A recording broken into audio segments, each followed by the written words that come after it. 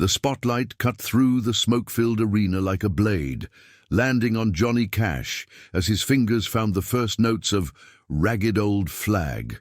22,000 people packed into the Houston Astrodome on March 18, 1971, but you could hear a pin drop. Cash's voice, deep as a mine shaft and twice as dark, rolled across the crowd. "I walked through a county courthouse square," he began, his black guitar gleaming under the lights. "On a park bench an old man was sitting there. Then it happened. From somewhere in the middle of that ocean of faces, a voice tore through the silence. Not just any voice. This was raw, broken, desperate. That's not how it was. You don't know. You weren't there." The band stopped. June Carter Cash, standing in the wings, felt her heart skip. The security guards started moving, but Johnny held up his hand, that simple gesture that could command armies or silence storms. The man in black squinted into the darkness beyond the stage lights. "Brother," he said into the microphone, his voice gentle but carrying to every corner of that massive dome. "Brother, come on down here." What happened next would become one of the most powerful moments in music history, though it took years for the full story to emerge. The shouting came from Daniel Wayne Peterson, 31 years old, originally from Tulsa, Oklahoma. 3 years earlier, Peterson had been a staff sergeant with the 1st Cavalry Division in Vietnam. He'd come home missing his left leg below the knee and carrying wounds nobody could see. His wife, Margaret, would later tell reporters that Danny hadn't slept through a single night since returning. He'd lost 40 pounds, he jumped at car backfires, and he couldn't listen to certain songs, especially the patriotic ones, without something inside him breaking apart.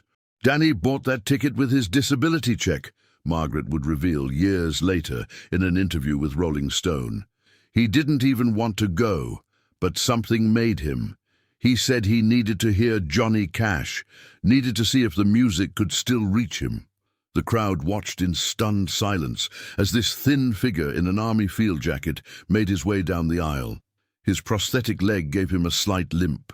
His hair was longer than regulation, grown out in the 18 months since his discharge. When the stage lights finally found him, 22,000 people could see the tears streaming down his face. Johnny Cash had seen that look before. He'd played for troops in Vietnam just 2 years earlier, in 1969. He'd gone against his manager's advice, against the network executives who worried about controversy. He'd stood on makeshift stages in Long Binh and Da Nang, watching 18 and 19-year-old boys try to forget where they were for just 1 hour. "I know that look," Cash would later tell his guitarist Bob Wooten. "That's the look of a man who's been to hell and nobody gave him a map to get back." Security moved to intercept Peterson, but Cash's voice boomed through the sound system. "Let him through! I said let him through!" The crowd parted like the Red Sea. Some people reached out to touch Peterson's shoulders as he passed. Others just stared. This wasn't in the program. This wasn't how concerts worked. But this was Johnny Cash. And Johnny Cash didn't follow anybody's rules but his own. When Peterson reached the stage, 2 roadies helped him up the steps. He stood there, face to face with the man in black, both of them caught in that brilliant spotlight. The contrast was striking. Cash in his immaculate black suit, Peterson in his faded field jacket with the big red one patch still sewn on the shoulder. "What's your name, son?" Cash asked, holding the microphone between them. "Danny. Staff Sergeant Daniel Peterson, 1st Cav. "When did you come home, Danny?" 18 months ago. "But I'm not really home, Mr. Cash. Part of me's still in the jungle. Part of me's always going to be there." You could hear people crying in the audience. June Carter Cash had her hand over her mouth. The bass player, Marshall Grant, would later say it was the only time in 20 years he'd seen Johnny's hands shake while holding a guitar.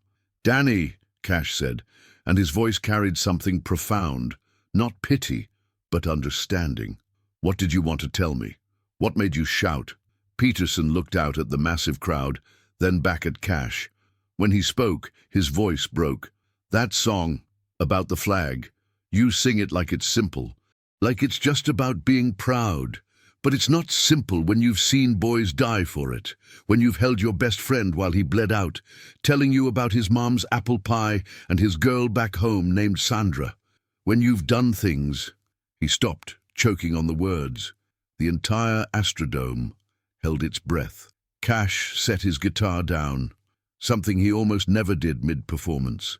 He put both hands on Peterson's shoulders.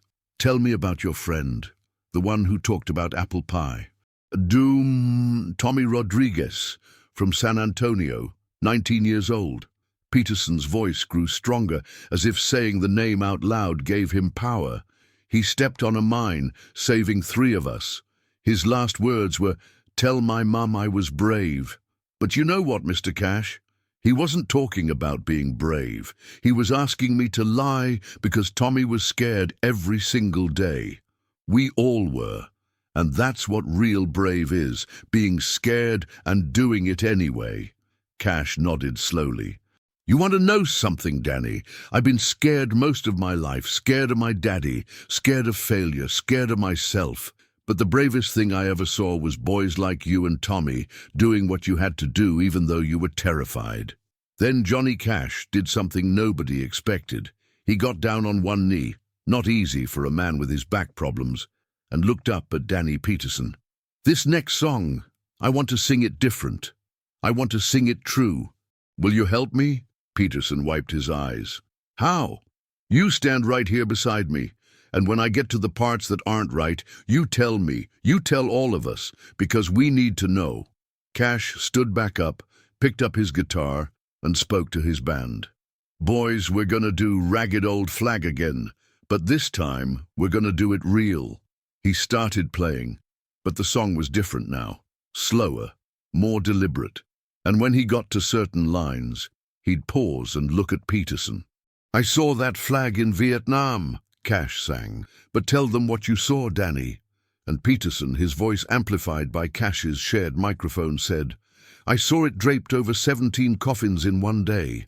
I saw it painted on helicopters coming to save us. I saw it sewn inside my buddy's helmet because his girl sent it to him. I saw it burning in protests on the news while we were fighting, and that hurt worse than any wound. The collaboration continued through the entire song. Cash would sing a verse, then Peterson would add the reality, not contradicting but completing, like 2 halves of the same truth. The audience was transfixed. Some veterans in the crowd started standing, then their families, then everyone around them. That flag's been through hell, Cash sang. We all have, Peterson added. Every generation, every war, and we come home carrying it. By the time they finished, all 22,000 people were on their feet. But it wasn't applause, not at first. It was something more powerful. It was witness. It was acknowledgement. They stood in silence for nearly 30 seconds before the thunder started. June Carter Cash would later say she'd never heard anything like it. It wasn't just clapping. People were sobbing, shouting, stamping their feet. It was like watching a revival, but deeper, like watching America finally see itself clearly. But Cash wasn't done. As the ovation continued, he raised his hand for quiet. Danny, he said, I want you to know something. You and Tommy Rodriguez and every boy who served, you're not just heroes to me. You're teachers. You've taught us what that flag really costs. Then he turned to the audience. I want every veteran in this building to stand up, every single one, from every war. They rose, hundreds of them. World War II veterans in their 50s, Korea veterans, and the Vietnam veterans, many barely into their 20s, some on crutches, some in wheelchairs pushed by loved ones. Look at them, Cash commanded the audience. Really look at them. These are the ones who pay for every wave of that flag. And we owe them more than applause. We owe them understanding. We owe them the truth about what we've asked them to do. He turned back to Peterson. Danny, I'm going to make you a promise, right here in front of all these witnesses. Every time I sing about that flag, I'm going to remember what you told me, and I'm going to make sure everyone else remembers too. Peterson nodded, unable to speak. Cash pulled him into an embrace, not a showbiz hug, but the kind of desperate grip soldiers know when you're holding on to someone because letting go means accepting they might not come back. What the audience didn't know was that Cash had lost his own brother Jack in a terrible accident when they were young. He'd carried survivor's guilt his entire life. In Peterson, he saw every young man who'd gone to war. In Peterson's pain, he recognized his own. The moment might have ended there, but Danny Peterson had one more thing to say. Cash handed him the microphone. "I came here angry," Peterson said, his voice steady now. "I wanted to scream at somebody, anybody, about how wrong they got it, about how the songs and the movies and the welcome home parades that never happened, how none of it was real. But Mr. Cash," he turned to look at Johnny, "you didn't try to make it pretty. You just let me tell it true, and that's all we ever wanted, just for someone to let us tell it true." The roadies helped Peterson down from the stage, but Cash called out, "Danny, you sit right there in the front row. This whole show's for you and Tommy Rodriguez and every brother you lost." For the rest of the concert, Cash kept looking at Peterson. He changed his set list on the fly, adding "The Ballad of Ira Hayes," about the Native American Marine who helped raise the flag at Iwo Jima and died forgotten. He sang "Man in Black," explaining he wore black for the soldiers who never made it home. And he closed with "Peace in the Valley," dedicating it to all the warriors who just want to rest. But here's the incredible part. What happened after the show changed both men's lives forever. Cash invited Peterson backstage. They talked for 3 hours while 22,000 people filed out of the Astrodome. June brought coffee. The band sat quietly, knowing they were witnessing something sacred. "You saved my life tonight," Peterson told Cash. "I had pills in my pocket. I was going to take them after the show. I just wanted to hear some music one more time.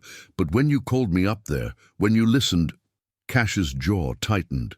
He'd attempted suicide himself in 1967, crawling into Nickajack Cave to die before God, in his words, pulled him back out. "Danny, you got a reason to stay. Tommy Rodriguez needs you to tell his story. All those boys do." 2 weeks later, Peterson received a package. Inside was a handwritten letter from Cash and a check for $10,000. Not charity, but payment for consultation services. Cash wanted Peterson to help him understand the veteran experience. They began a correspondence that lasted until Cash's death in 2003. Peterson used the money to start a support group for Vietnam veterans in Houston.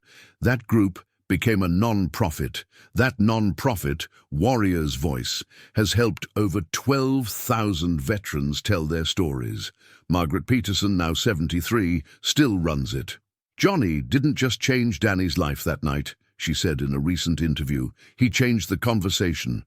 After that concert, other musicians started inviting veterans on stage, started listening instead of just singing about them." Cash kept his promise. Every performance of Ragged Old Flag after that night included a moment of silence for Tommy Rodriguez and all the forgotten dead. He established a fund for veterans' mental health. He visited Peterson whenever his tours brought him through Texas. The recording of that night at the Astrodome wasn't released until 1991, after Peterson gave his permission. When it finally aired on public television, the networks received 43,000 letters from veterans saying it was the first time they'd felt truly seen. Peterson lived until 2018, passing away at 78 years old. At his funeral, they played a recording Cash had made specially for him in 2002, just a year before Cash's own death. In it, Cash said, "Danny, you taught me that courage isn't about not being scared. It's about standing up and speaking truth even when your voice shakes, especially when your voice shakes." Today, at the Houston Astrodome site, now a parking lot, there's a small plaque.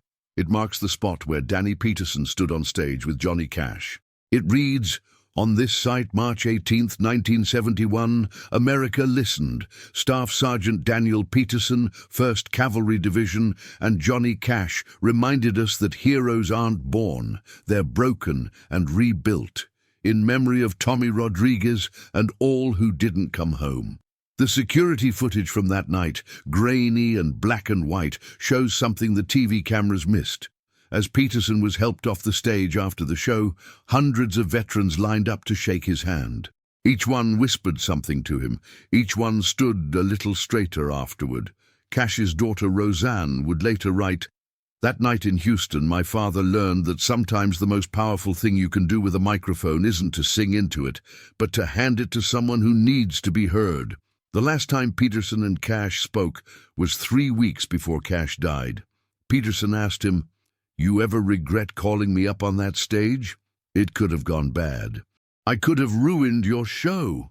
Cash's response, weak from illness, but still carrying that unmistakable gravity. "Danny, you didn't interrupt my show. You were the show. You were what music's supposed to be. One human being reaching out to another across the darkness." 22,000 people stood that night in Houston, but really, they stood for something bigger. They stood for the recognition that sometimes the most patriotic thing you can do is admit that patriotism costs more than most of us will ever pay. They stood for the understanding that heroes aren't perfect. They're perfectly human. They stood because Johnny Cash knew that sometimes the best song is the one you stop singing to let someone else speak. If you've ever wondered why Johnny Cash remains relevant, why his music still moves us, it's because of moments like this. He didn't just sing about prisoners, addicts, and soldiers. He stood beside them. He handed them the microphone. He made their truth part of his song. Danny Peterson's grandson, Tyler, now serves in the Army, stationed at Fort Hood. He carries 2 photos in his helmet, one of his grandfather and one of that night on stage with Johnny Cash. "Grandpa taught me that coming home from war is just the beginning of the battle," Tyler says. "And Johnny Cash taught him that you don't have to fight it alone. That's the power of one moment of genuine human connection, one interrupted song that became more powerful than 100 perfect performances, one veteran's shout that became 22,000 people rising to their feet, and eventually a nation beginning to understand." We need more moments like that, more artists willing to stop the show and listen, more people brave enough to shout their truth, more audiences ready to stand and witness. What story do you need to tell? Who needs to hear it, and who's waiting to hand you the microphone? Share this story if it moved you. Comment below if you or someone you love has served. And remember, sometimes the most powerful voice is the one that breaks. Because that night in Houston, when Danny Peterson's voice broke, it broke something open in America. And through that break, light finally got in.